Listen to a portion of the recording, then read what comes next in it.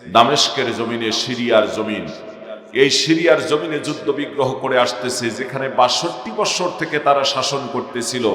পিতা শাসন করে গিয়েছে, এখন সন্তান সেখানে শাসন করতেছে। আর এই ৬২ বছর জিন্দেগির ভিতরে যখনই তারা ইসলামের বিরুদ্ধাচারণ করা শুরু করে দিল, মুসলমানরা জেগে উঠলে সেখানে বেজে গেল যুদ্ধ। আর এই যুদ্ধে হাজারো মুসলমানদেরকে নির্যাতন নিপীড়ন করেছেন। আমার ভাইরা, শুধুই কি তাই? ছোট্ট একটা তথ্য আপনাদেরকে দিয়ে যাই যে ৬ মাস আগেও যে সিরিয়ার জমিনের মধ্যে একটা ক্ষুধার্ত শিশু জমিন থেকে ঘাস টান দিয়ে নিয়ে ঘাস চাবিয়ে চাবিয়ে খেয়েছিলেন, আর শিশুটা বলেছিলেন যে আহারে, আজ আমাদের দেখার মতো যেন পৃথিবীতে কেউ নাই। যুদ্ধ বিগ্রহ এই দেশের এই শিশুটা যখন ঘাস খেয়েছিল, এই শিশুটা বোমার আঘাতে ছিন্ন ভিন্ন হয়ে যায়। যখন তার দেহে প্রাণ ছিল, তখন তিনি বলেছিলেন, মরার পূর্ব মুহূর্তে বলেছিলেন, শহীদ হওয়ার পূর্ব মুহূর্তে বলেছিলেন যে আমি আমার আল্লাহর কাছে গিয়ে সব বলে দেব। আমার আল্লাহর কাছে বলে দেওয়ার বেশি দিন হয়ে যায় নাই। আমার ভাইরা, সিরিয়ার জমিন থেকে খোদার দুশমনগুলি পালাতে বাধ্য হয়ে গেল। মুজাহিদরা আল্লাহর জমিনে, সিরিয়ার জমিনে সিজদায় পড়ে আল্লাহর শুকরিয়া আদায় করেছেন। জোরে কোন কথা ঠিক কিনা? একই কায়দায় যারা বলল আমাদের মিশন হলো 41 সাল, কথা কয় না কেন? আমাদের মিশন 41 সাল। আবারও অনেক ব্যঙ্গ করে কথা বলল, পালাউন, কথা কয় না কেন? ওদেরও খবর নেই, আসেনি। এগুলো সব জানেন, এগুলো বলবো না। আমি আমার কোরআন থেকে, হাদিস থেকে আলোচনা শুনবো। সুতরাং আমি আপনাদেরকে বলতে চাই যে এটাও একটা বিজয়, আলহামদুলিল্লাহ। ঠিক কিনা বলেন? কিন্তু পরিষ্কার করে একটি কথা বলে দিতে চাই, হাজারো প্রাণ ঝরিয়ে যে দেশে আমরা জালিম শাসক মুক্ত করেছি, সেই জমিনে বিগত 53টি বছর থেকে বলেছিলেন, অনেকে আমাদেরকে বলেছেন, সান্ত্বনার বাণী শোনায় দিতে গিয়ে বলেছেন এটা সবুজ বাংলা, সোনার বাংলা, ডিজিটাল বাংলা, স্মার্ট বাংলা। কিন্তু শান্তি নামে কেউ এই বাংলায় কিছু দিতে পারে নাই। আমাদের পরিষ্কার বোঝা হয়ে গিয়েছে, এই সবুজ বাংলা, সোনার বাংলা, ডিজিটাল বাংলা, স্মার্ট বাংলা, জীবন বাংলা, মরণ বাংলা, প্রথম বাংলা, শেষ বাংলায় মানুষকে শান্তি দিতে পারে না। শান্তি যদি পেতে হয়, ফিরে আসতে হবে আমাদের কাল কোরআনের দিকে। আগামীর সংসদ গঠন হবে, কোরআনের সংসদ কারা কারা পারবেন আল্লাহু আকবার বলে বলেন, আল্লাহকে হাত উঠে দেখা।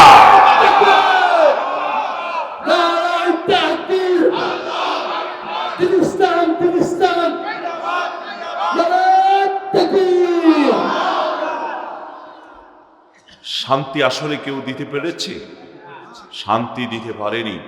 শান্তি যদি দিতে পারত, তাহলে এদেশের 2 বৎসরের কন্যা সন্তান থেকে শুরু করে নিয়ে 80 বৎসরের বৃদ্ধা পর্যন্ত ধর্ষিত হতো না। কথা বলেন ঠিক কিনা? শান্তি যদি দিতে পারত, মানুষ রাস্তাঘাটে, পথে ঘাটে খুন হয়ে পড়ে থাকতো না। শান্তি যদি কেউ দিতে পারত, পেপারের কাগজগুলি খুললে প্রত্যেক দিন শত শত লাশ, প্রত্যেক দিন শত শত মানুষের মৃত্যুর সংবাদ আমরা শুনতাম না।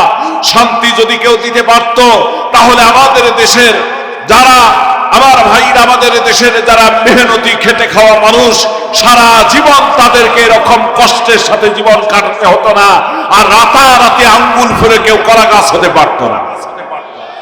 কথা বলেন না কেন? তাহলে শান্তি যদি পেতে হয়, একমাত্র কোরআনের থেকে পেতে হয়। ঠিক কিনা বলুন? সেই কোরআন থেকে আমরা অল্প সময় আলোচনা শুনবো, বলুন ইনশাআল্লাহ। আমি গুনাহগার, আপনাদের সামনে কথা বলতেছি, কিন্তু আজকের ঘটনা নয়, শুধুমাত্র এই 2-3 দিন আগের ঘটনা। আমারই যে পরিস্থিতিটা হয়েছিল, আমি স্টেজে মারা যেতে ধরেছিলাম।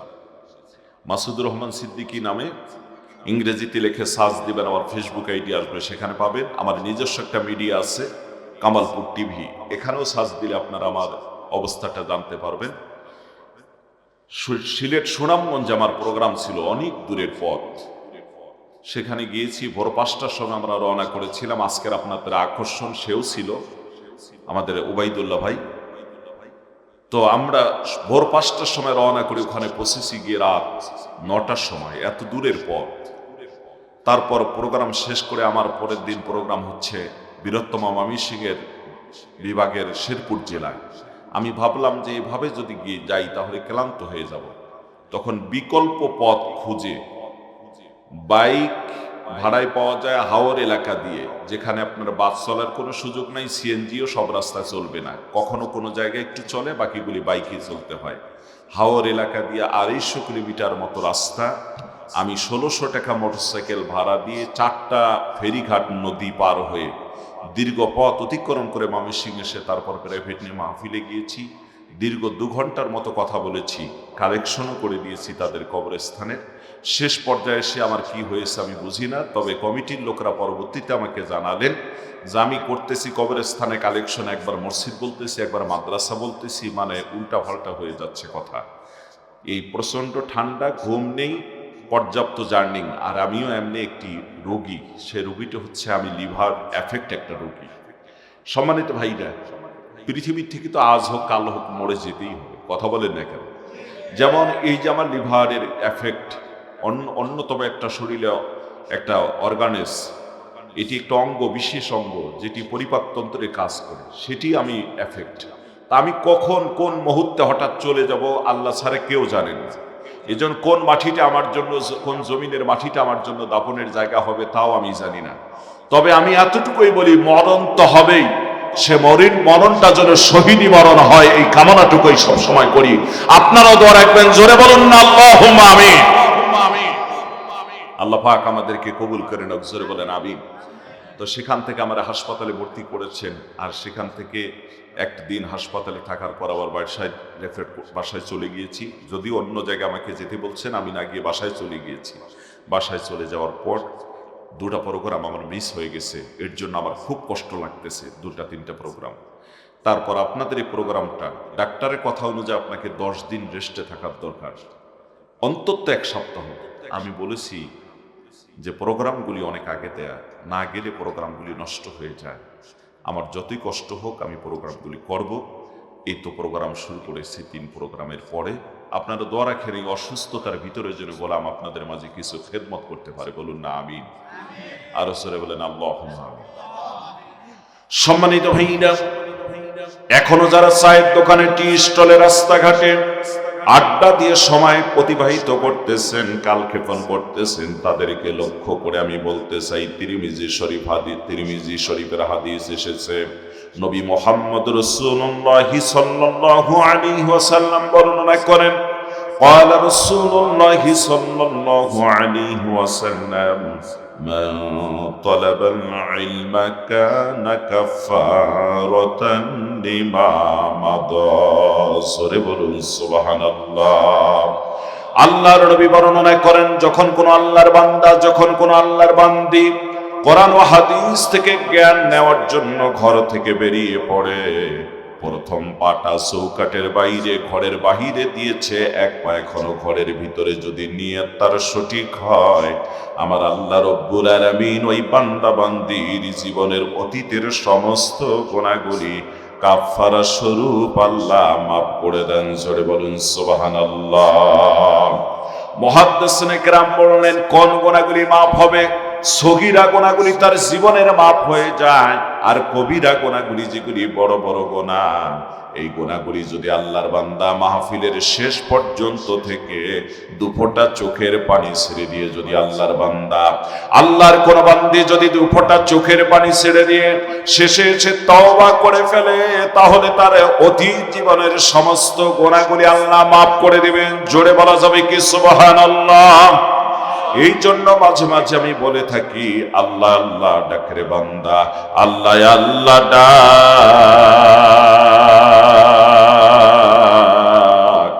ডাকতে ডাকতে তোর জীবনের গুনাহ হবে মাফ। জোরে বলুন সুবহানাল্লাহ। একদিন তোর স্বর্ণের শরীর থাকবে না রে, মাটির দেহ মাটির সাথে মিশবে যে ধুলায়, মাঝে রবি জুমলা সাজে, দিনটা গেল বৃথা কাজে, এক পা কেবল পাড়ে আছে, ও ভাই এক পা দিছ না, দিন ফুরায়া যায় রে আমার, দিন ফুরায়া যায়। জোরে বলেন কথা ঠিক কিনা?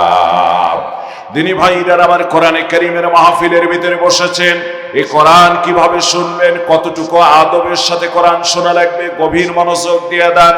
আল্লাহ বলেন, ওয়া ইদা কুরিআল কুরআনু ফাসতামিউ লাহু ওয়া আনসিতু লাআল্লাকুম তুরহামুন। জোরে বলুন আল্লাহু আকবার।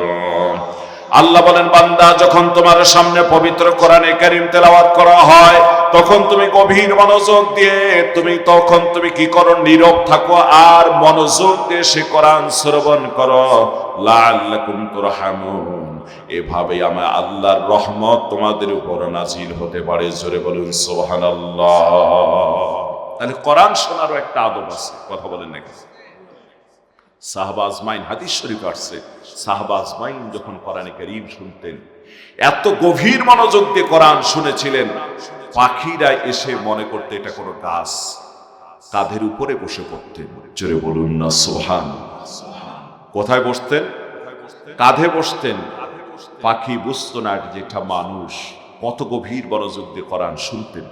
আমরা গভীর মনোযোগ দিয়ে কোরআনে কারীম শুনবো ইনশাআল্লাহ। বলেন ইনশাআল্লাহ। সম্মানিত ভাইরা, এই লায়ে কুল্লিয়া, আল্লাহর জমিনে আল্লাহর দ্বীন প্রতিষ্ঠার জন্য আমাদেরকে আবরণ সংগ্রাম লড়াই করতে হবে।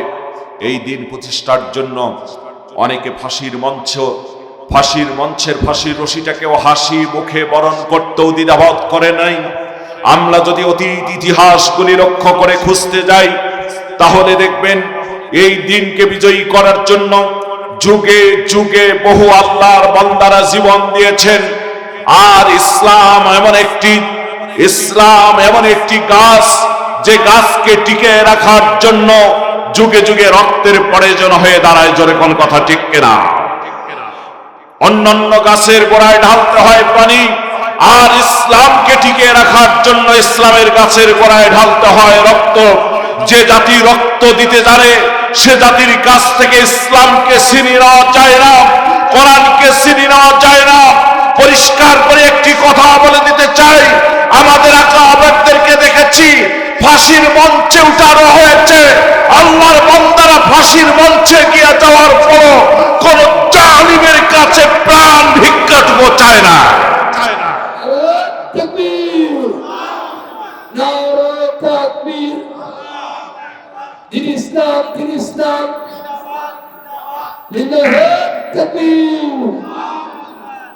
এই তোমরা স্ট্যান্ডটা ঠিক করো, দেখি অসুবিধা হচ্ছে, দুটো স্পিকার দাও। যে কথা বলছিলাম আমার ভাইরা, ছোট্ট একটা উদাহরণ আপনাদেরকে দিয়ে যাই, মনোযোগ দিয়ে দান, গভীর মনোযোগ দিয়ে কথাগুলি শোনা রাখবে। আমরা সেই বীরের জাতি, আমরা সেই মুসলমান, আমরা সেই বীরের জাতি আমার ভাইরা। আল্লাহ সুবহানাহু তাআলা কোরআনে কারীমের ভিতরে জানায় দেন,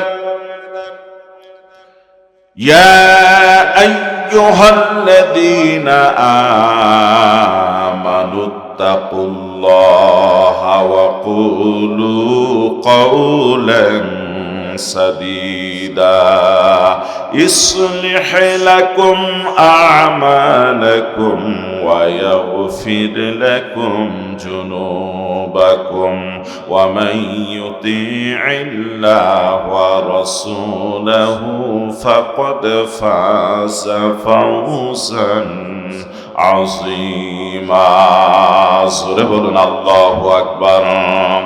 আল্লাহ বলেন, হে ঈমানদারেরা, ইয়া আইয়ুহাল্লাযীনা আমানুত্তাকুল্লাহ, হে মুমিনগণ, বিশ্বাসীগণ, ঈমানদারগণ, তোমরা আল্লাহকে ভয় করো। ওয়া কুলু কাওলান সাদীদা, আর তোমরা সদা সর্বদা সত্য কথা বলো, সত্যবাদী হয়ে যাও, সত্যবাদীদের সঙ্গে হও। আল্লাহ বলেন, যদি তোমরা আল্লাহকে ভয় করে সত্য কথা বলো, আল্লাহ বলেন, ওয়া ইয়াগফির লাকুম যুনুবাকুম, আমি আল্লাহ তোমাদের জীবনের গুনাহগুলি মাফ করে দেব। আল্লাহ পাক বলেন শুধু কি তাই, ওয়া মাইয়ুতি'ইল্লাহ ওয়া রাসূলাহু ফাকাদ ফাযা ফাওজান আযীমা। যারা আল্লাহ এবং রাসূলের আনুগত্য করবে, আল্লাহ বলেন আমি তাদের জন্য মহা পুরস্কারের ঘোষণা করেছি। জোরে বলুন না আল্লাহু আকবার। দিনী ভাইদের আমার, এজন্য মুসলমান হিসাবে আমাদেরকে সদা সত্যবাদী হতে হবে। কখনো ঈমানকে টলমলো করা যাবে না, ঈমানি পথে অবিচল থাকা লাগবে। তাই তো মাঝে মাঝে আমি বলে থাকি, আসছে পথে আধার নেমে, তাই বলে কি থাকবে থেমে, বারে বারে জ্বালাও বাতি, হয়তো একবার জ্বলবে না।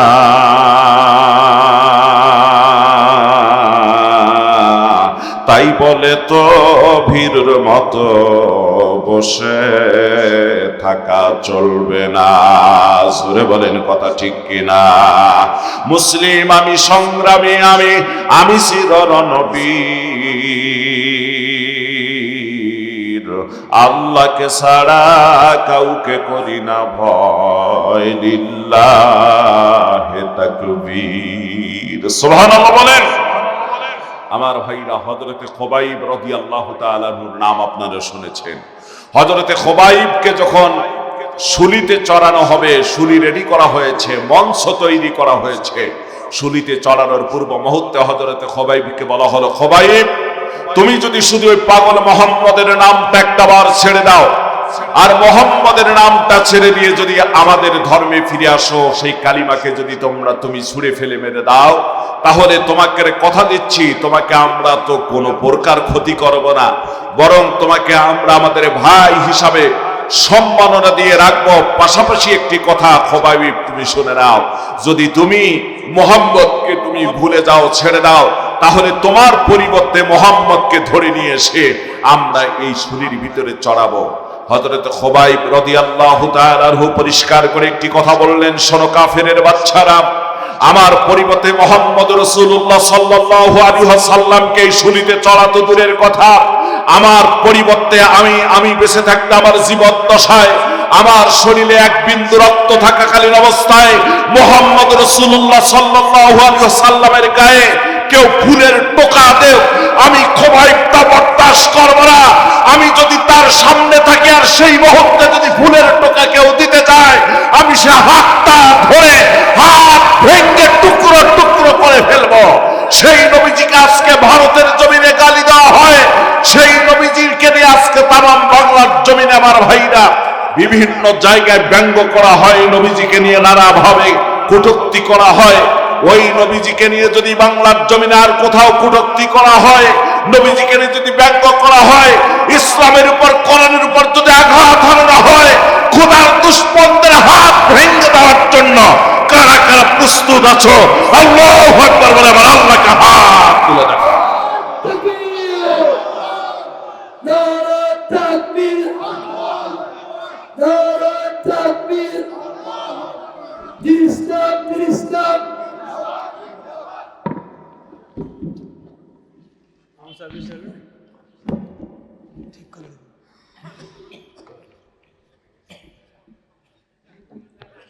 এই আলোচনাগুলো ইউটিউবে যাবে, বলেন তো দেখি, নেট দুনিয়া যাবে, দুনিয়ার মানুষ দেখবে এখানে কত জোরাতালি দিয়ে চলছে। মাশাআল্লাহ, আল্লাহ কবুল করুন, বলুন না আমিন। আল্লাহ কবুল করলে জোরাতালি দিলে সমস্যা নাই। কারণটা কি জানেন? আমরা যেটা দেখি যে এটা বুঝি অকল্যাণ, আল্লাহ সেখানেই কল্যাণ দিয়ে দেন। বলুন না আলহামদুলিল্লাহ।